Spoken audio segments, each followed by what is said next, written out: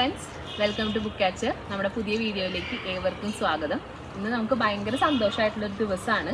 കാരണം revaluation result വന്നു. ആദ്യം തന്നെ എല്ലാവർക്കും റിവാലുവേഷനിൽ പാസ്സായ എല്ലാവർക്കും കൺഗ്രാജുലേഷൻസ്.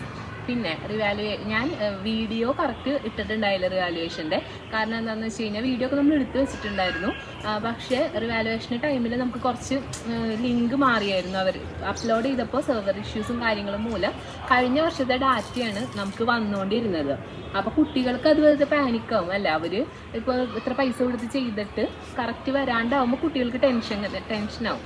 അപ്പോൾ നമുക്ക് ആ ഒരു സന്ദർഭം മനസ്സിലാക്കിയ കാരണം കൊണ്ട് നമ്മൾ ഇന്നലെ റിവാലുവേഷൻ റിസൾട്ട് വന്നു.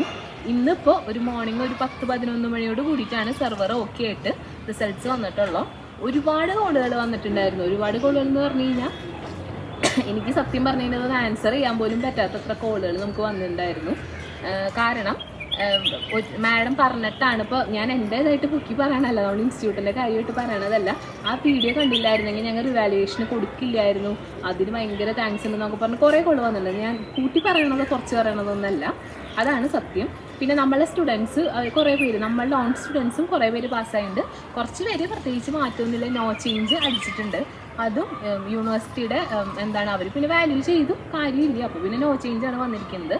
അവരൊരിക്കലും ടെൻഷൻ ആവണ്ട, നമുക്ക് നെക്സ്റ്റ് എക്സാമിൽ അത് എഴുതിയെടുക്കാൻ പറ്റും. അപ്പോൾ റിവാലുവേഷനിൽ പാസ്സായവർക്ക് ബോണസാണ് അല്ലേ, കാരണം അവർക്ക് ഇനി അടുത്ത എക്സാം വരെ വെയിറ്റ് ചെയ്യേണ്ട. ഇതാണ് നമ്മൾ റിവാലുവേഷനെ റിലേറ്റ് ചെയ്തിട്ടുള്ള ന്യൂസ്. അപ്പോൾ റിവാലുവേഷനിലൂടെ പാസ്സായ എല്ലാവർക്കും ഒന്നും കൂടെ നമ്മൾ കൺഗ്രാജുലേറ്റ് ചെയ്യാണ്. പിന്നെ നമ്മൾ നമ്മൾ ഒരുപാട് അപ്ലിക്കേഷൻസ് ചെയ്തിട്ടുണ്ടായിരുന്നു.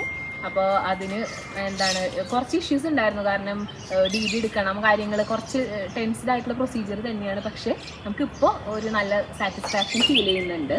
അപ്പോൾ എല്ലാവർക്കും, നമ്മളെ സപ്പോർട്ട് ചെയ്തവർക്കും നിങ്ങൾക്കും, അതായത് അത് കഴിഞ്ഞപ്പോൾ കുറേ പേര് പറഞ്ഞു മാം നിങ്ങളവിടെ തന്നെ ഞങ്ങൾക്ക് MBA അഡ്മിഷൻ ചെയ്യണം, അങ്ങനെ കുറേ പേര് പറഞ്ഞിട്ടുണ്ട്. അതൊക്കെ ഭയങ്കര നമ്മളെ സംബന്ധിച്ചിടത്തോളം ഇപ്പോൾ വലിയ കാര്യങ്ങൾ തന്നെയാണ്. So thank you.